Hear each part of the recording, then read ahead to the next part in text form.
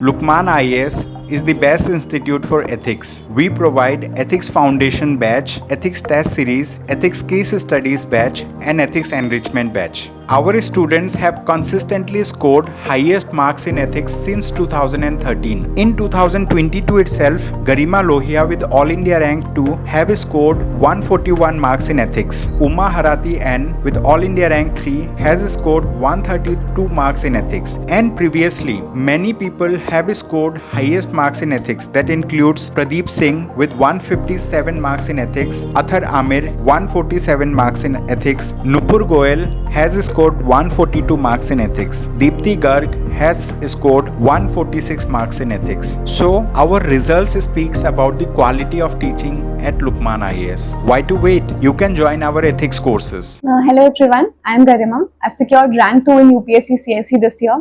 Ethics GS paper 4 में मेरे marks 141 हैं and DKT के through I want to share my strategy with you for this paper. तो सबसे पहले बात करते हैं the sources that I used. तो GS4 ethics के लिए मैंने कोई coaching material coaching classes refer नहीं की थी. I refer to the material of forum IAS. Forum IAS की एक रेड बुक आती है जो मार्केट में अवेलेबल है. मैंने उस फोरम IAS की रेड बुक को एज अ बेस यूज किया था अपने डेफिनेशंस और बेसिक थ्योरी को कवर करने के लिए. एक बार मैंने उससे अपना बेस बिल्डअप कर लिया, मतलब सिलेबस के सारे टर्म्स को कवर कर लिया.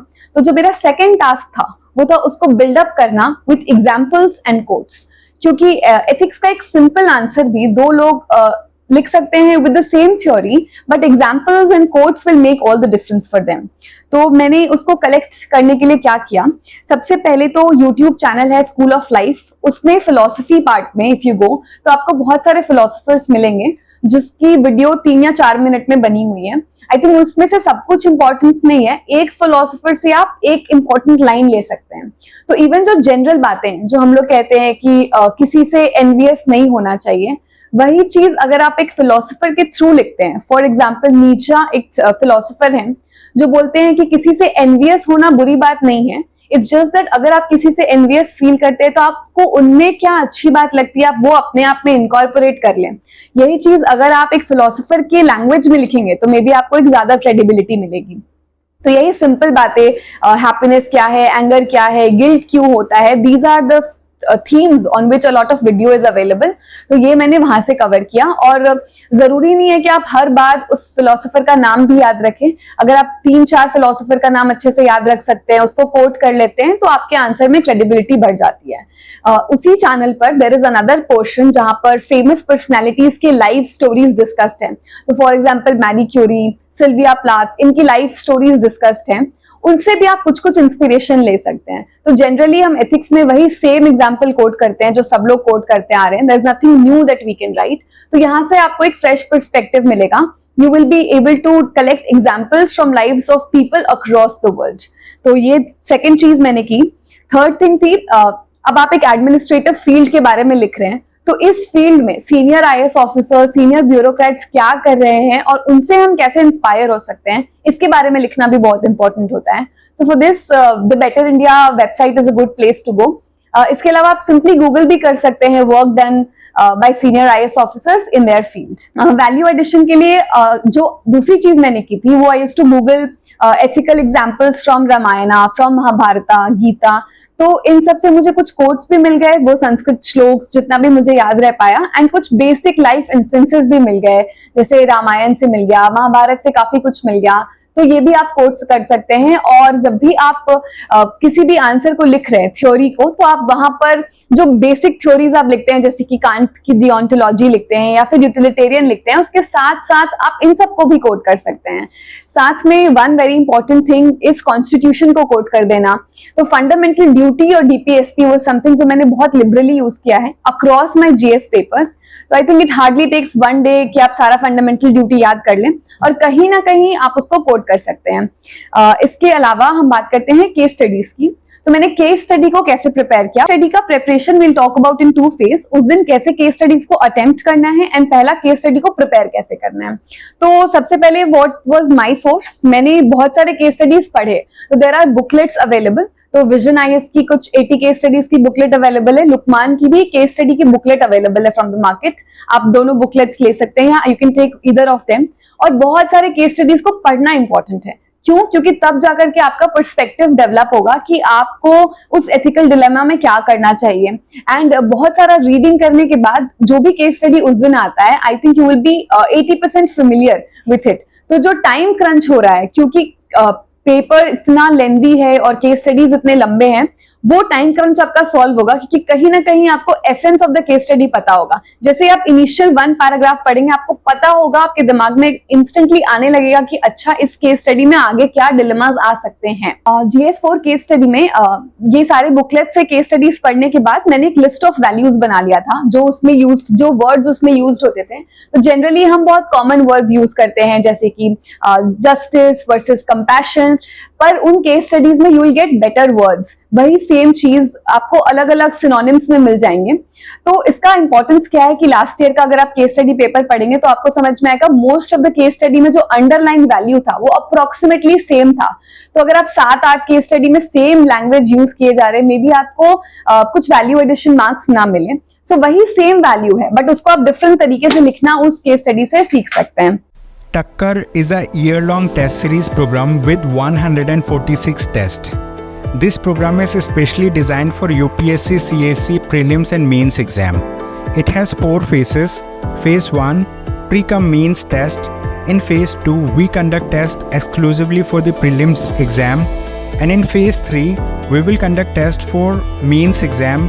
And in phase 4, we will help you to prepare for interview through interview guidance program. So why to wait? You can enroll for it now. So exam day में मेरा ये strategy होता था कि initial 1 our 30-35 minutes में मैं case study को solve करूं and then I will move on to question number 1 से उन सब क्वेश्चंस को सॉल्व करना। जो रीडिंग टाइम होता है 5 मिनट, उसमें मैं अपना पहला केस स्टडी रीड कर लूंगी and I try to decide answers कि मैं क्या करूंगी instead of going through the entire paper, क्योंकि वो तो आपको अल्टीमेटली करना ही है जब आपको क्वेश्चन अटेम्प्ट करना है। तो वहां पर आपका वो रीडिंग टाइम यूटिलाइज हो जाता है पहला केस स्टडी में। इसके अलावा मैं पार्ट्स को टुगेदर अटेम्प्ट किया मैंने इस बार। फॉर एग्जाम्पल, अगर पार्ट ए में पूछा गया है कि आप इस केस स्टडी से जो अंडरलाइन वैल्यूज है उससे आप 3 ऑप्शंस बनाएं, उस ऑप्शंस को प्रोज एंड कॉन्स के टर्म में एनालाइज करें, एंड थर्ड फाइनली आपसे पूछा गया कि आप एक ऑप्शन चूज करें। तो इसको I would attempt that answer of part A, B and C करके, और फिर मैं उसको एक साथ एक ऑल टुगेदर एक पेज पर अटेम्प्ट कर दूंगी। तो उससे मेरा रेपिटेशन ऑफ वर्ड्स कम होता था, टाइम भी सेव होता था, एंड और मुझे लगता था effectively I am able to communicate my answer to the examiner. ये मैंने इस बार की पेपर में ट्राई किया था। इसके अलावा स्टेक होल्डर डायग्राम जो हम जनरली एथिक्स में बनाते हैं, वो हर क्वेश्चन में ना बनाकर मे बी 1 और 2 प्लेसेस पर आप बनाएं, otherwise it becomes very repetitive. आप उसका कुछ न्यू तरीका सोच सकते हैं तो आप वो कर लें। एंड ऑल्सो आई ट्राइड कि हर स्टेक होल्डर को आई प्रोवाइड सम और the other solution, even if वो बहुत ही माइनर स्टेक होल्डर है क्वेश्चन में, I mention a line for him और हर। एंड मैंने बहुत ही टेम्पलेट तरीके से इसको सॉल्व नहीं किया। I try to keep my language very simple, use very simple examples, और अपने क्रिएटिविटी से किसी में अगर मन किया तो बुलेट पॉइंट्स में किया, और किसी आंसर को मन किया तो एथिक्स में स्पेसिफिकली पैराग्राफ फॉर्मेट में भी आंसर किया। तो what ever works for you आप एथिक्स में डिसाइड कर सकते हैं। जो एक लास्ट एस्पेक्ट है मैं एथिक्स के लिए डिस्कस करूंगी, वो है how to open up a quote based question. तो कोट बेस्ड क्वेश्चंस काफी पूछे जाते हैं। उसमें सबसे पहले इंपॉर्टेंट ये नहीं है कि वो कोट किसने दिया, even if you don't know it, it does not matter in this paper. जो इंपॉर्टेंट ये है कि आप उस कोट को सफिशिएंट टाइम लेकर एक्सप्लेन करें, सफिशिएंट स्पेस में। सिर्फ इनिशियल 2-3 में एक्सप्लेन करके और second part of the question को जंप करना is not the solution. I think sufficiently 3/4 of the page में उसको एक्सप्लेन करना चाहिए, और उस कोट का सेकंड पार्ट जो दूसरा पहलू हो सकता है वो भी एक्सप्लेन करना चाहिए। फॉर एग्जांपल, अगर कोई कोट है कि आजकल कॉर्पोरेट्स काफी ग्रीडी हो गए हैं, so is there a scope for ethical capitalism, आपको अपने second part of the question में ये भी बताना चाहिए कि not all corporates are like this, and you can give examples of excellent CSR initiatives by corporates. In the end for the ethics paper I would just say that you should do your basic definitions very accurately. हर word के लिए, जैसे tolerance, compassion, आपके लिए अच्छे examples होने चाहिए, quotes होने चाहिए, और जो भी एथिक्स में एक भी पार्ट ऑफ द सिलेबस है, आप उसको इग्नोर नहीं करें। केस स्टडीज के लिए more and more case studies को रीड करना इंपॉर्टेंट हो जाता है, और एक सेट ऑफ वैल्यूज आपके दिमाग में रेडी होना चाहिए। अगर आप कमिटी रिकमेंडेशंस एक्सेट्रा इंक्लूड कर सके then it is better. Also, I would like to say that I have a Telegram channel and the link is in the description box. I have uploaded my test copies there. You can download it from there and I hope you get help from it. मैंने अपने civil service preparation में DKT channel को follow किया था। मुझे commerce optional की strategies DKT के through regularly मिलती थी, तो I used to follow a lot of strategies from that. Even general studies की स्ट्रैटेजी मिलती थी, जो भी हर साल के टॉपर्स होते थे उनकी स्ट्रैटेजी आई थिंक एक बहुत ही क्रिस्प और जेन्युइन फॉर्म में डीकेटी पर अवेलेबल हो जाती थी। सो आई थिंक इस डेमोक्रेटाइजेशन ऑफ कंटेंट के फील्ड में DKT is doing a great job and I am thankful to DKT for this.